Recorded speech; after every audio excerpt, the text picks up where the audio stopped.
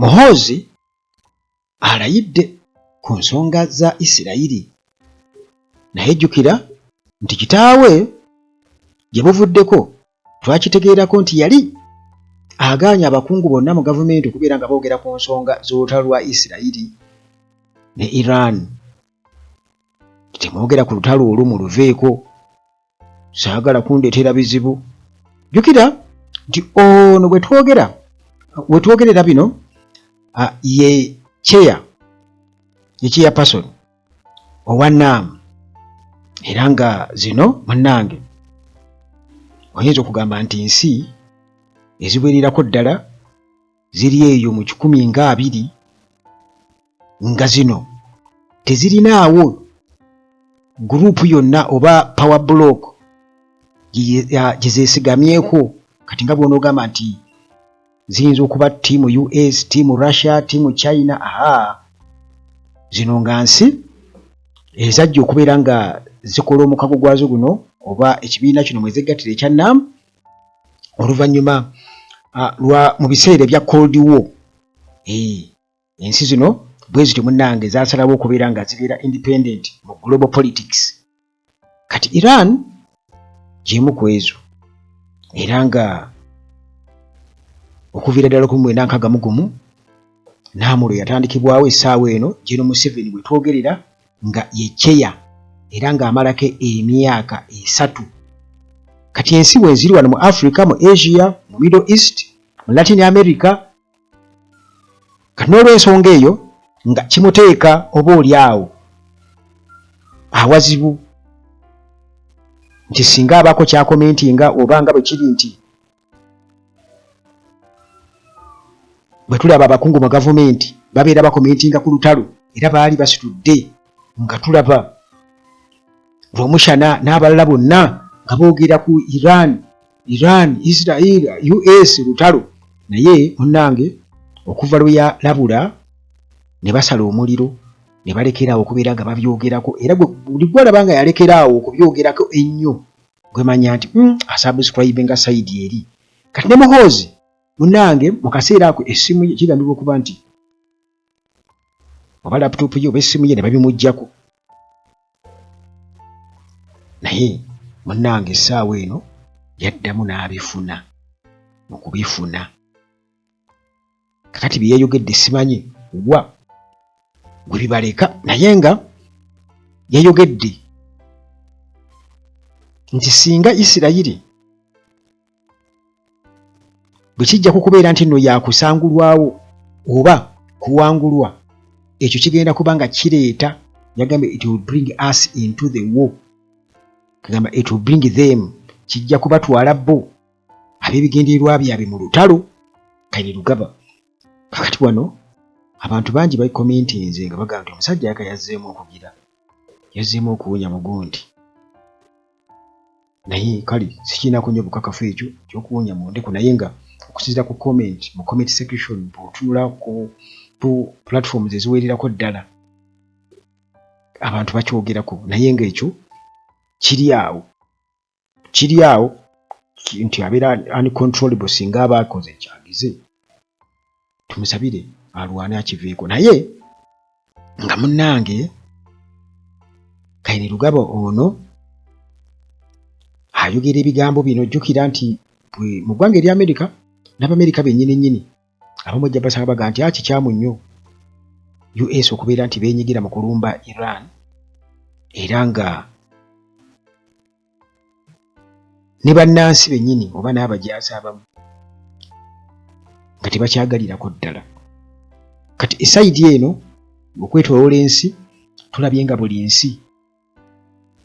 eziri mu Middle East ewali beesi za Amerika bakubayo, naye nga teriyo bazza mu Iran. Bwe bakuba mu Dubai tezzaayo juzi, Saudi Arabia yokka yagamba nti nkijja kumpaliriza okukola ki, okwengeejinga mu lutalo butereevu, kitegeeza nti baali bagikubye wakola ki, ewaluma. Naye tebazzangayo. Jjukira nti Djibouti wano mu Africa ewali ekitebe kya US eky'amaanyi, abajaasi baayo baba bakiweetinga ne babajjayo kubanga kiri wali mu Horn of Africa era nga basuubira okuba nti nno misayiro esobola okuva mu Iran n'etuukawo ne babaleeta wano Entebbe. Kiba kitegeeza nti n'Entebbe esobola okutuukawo, esobola okukola ki? Okutuukawo. Naye nga General Museveni yali tayagala kulaga sayidi, era bwe yali ayogera ku nsonga eno yali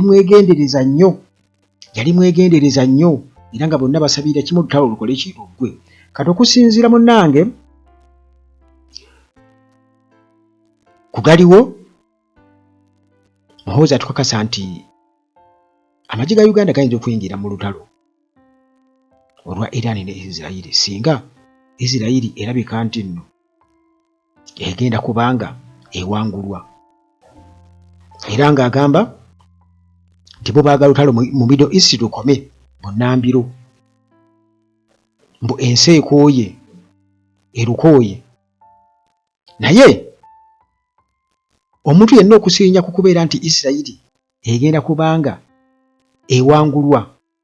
kigenda kuba kituleeta mu lutalo butereevu, kibatwala mu lutalo, tugamba kigenda kuba kibatwala mu lutalo butereevu, era nga yagamba nti babeera bali ku sayidi ya Isirayiri. Jjukira nti ekifo kyalina Chief of Defence Forces nkugambye nti Museveni essaawa eno ye kyeya NAM, era nga guruupu eyo ey'amawanga agatalinaako pabuloko we gagwa. Waliwo omuntu omu yagambye nti abasajja bano balina pulaani nnyingi era nti baagala okuteekawo pressure bafoosinge gavumenti mbwe eyingire olutalo wootagikwatako, olwo bafune ssente nga ze babadde bafuna Somalia, olwo basobole okubeera nga bafuna ssente nga ze babadde bafuna Somalia, ekitegeeza ziba zigenda mu nsawo zaabwe butereevu, bwe bafune engeri gye bakola ki, gye batuddukamu nga bundoga nti kati tunoonya we tufuna ssente tudduke, naye ssente bazirina. Naye omuntu omu yagambye nti bwe muba mwagala Isirayiri nga mugyagala nnyo nga bw'otugamba nti mukwate famire zammwe, kati nga Ruhamya asoogera n'aduumira, n'agenda n'aduumira ne communities zaabwe zikwate, bali bannaabo bakwata emiggo abakubba abantu mu kalulu bagende mu lutalo, okusinga mbu kutwalayo baganda baffe bafiire eyo, tutuuke n'okuba nga tuteekawo obulabe eri Uganda n'obukyayi ku ggwanga erya Iran nga bannayuganda babadde bagenda ne basomerayo amagezi ag'ekikugu. Kati ebintu bingi nnyo bye boogeredde Muhoozi muganda wange byesinza na kuyisa mu kamwa, tusinza kubiyisa mu kamwa, naye nga bwe nkutegeezezza nti ezo ze zimu ku pulaani, era nga ne pulaani ya Muhoozi endala kyeyogera ku Isirayiri. Jjukira nti muganda wa Netanyahu, Prime Minister wa Isirayiri aliko ayitibwa Yoni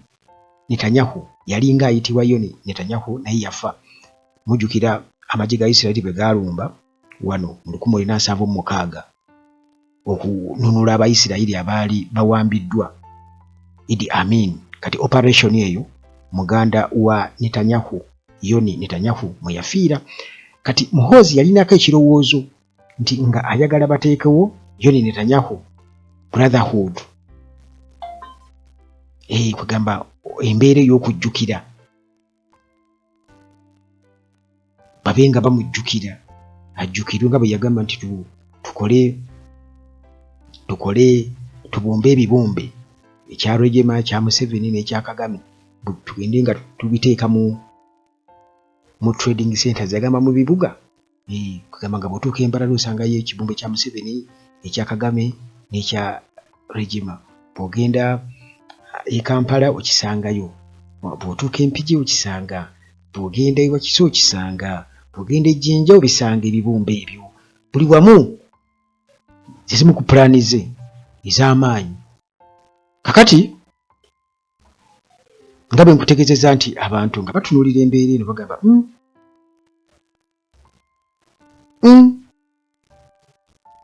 ekintu kino tekiyinza tuleetera obuzibu, tekiyinza tuleetera ebizibu, era nga kiba kitegeeza nti awo tuba tugenze ku ground kubanga tewali nsi n'emu n'ensi za Bulaaya Bungereza n'abalala olaba bonna olutalo baalwesulu babba ne bagamba ne Trump nti ebyo bya Isirayiri bikwata ku Isirayiri si bya NATO erina protocol olina okujja okubeera ng'osaba butereevu so si kugenda mu lutalo n'ogera bugizi oti NATO nayo neekola ki okitegeera n'olw'ensonga tetujja kukkiriza kitegeeza nti baali bamaze okubeera nga balaba nti muganda wange bali abasajja si bangu kubanga Iran yo nga yo erina eggye kubanga eggye lyayo ddene liriko ne groups endala milisha groups endala kuva Lebanon n'ewalala kiba kitegeeza nti gwe okweyingiza mu lutalo olwo obanga guddewo ate nga juzi baalabula kabagamba nti missiles za Iran mu Europe zituuka kakati wano ewaffe zituuka Uganda etuuka bulungi nnyo etuuka genda okuwulira kati waliwo abagamba singa etuuka Bannayuganda baakoowa nja okugamba nti kale singa etuuka singa etuuka naye yalituuse mbadde mulaba muli naye kale byebyo tetumanyi nti kakati ku feesi y'ensi kino kigenda kuba kirabwa kitya nga bwe yayogera ku M23 nga awagira kitegeeza kyalina impact nene ku sayidi eyo kati saawa eno newankubadde awagira Isirayiri era nga ekyo kiriwo okusinziira ku batunuulizi bagamba ekyo kiriwo ekyo kubanga awo we wayinza okuba akasente tisinga babeera beetaaga amagye naye kati bakirabirawo ne bagamba nti Isirayiri eyinza okwetaaga amagye nti Amerika eyinza okutandika okubeera ng'ekola ki ng'esaba ensi ezirina amagye gagende mu Isirayiri gayambeko oba ge bagenda okutwala mu Iran gayambeko n'aga Uganda agamu ku ago kitegeeza nti okwaba kasente naye bwe tuba twogera ku politics w'ensi yonna nga twogera ku bulabe n'emikwano oba n'emikago tuba tusigalawa ffe nga Uganda kubanga jjukira nti babikola nga bo naye ate era biddira bannansi